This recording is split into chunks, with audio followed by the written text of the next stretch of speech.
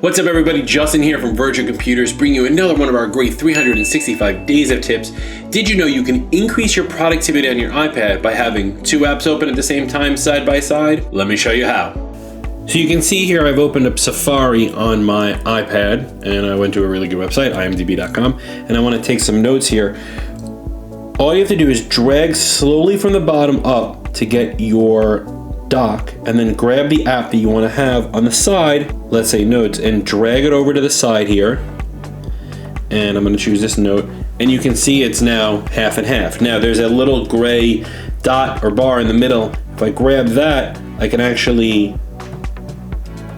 make the windows bigger or smaller in either direction. So I don't want to use too much space, so let's make Notes a little smaller.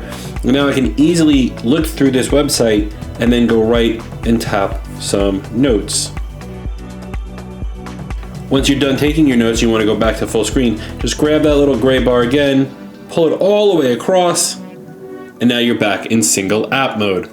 Use this tip when you want to do research and take notes, or move images into Pages documents, anything you can do to make your iPad more productive.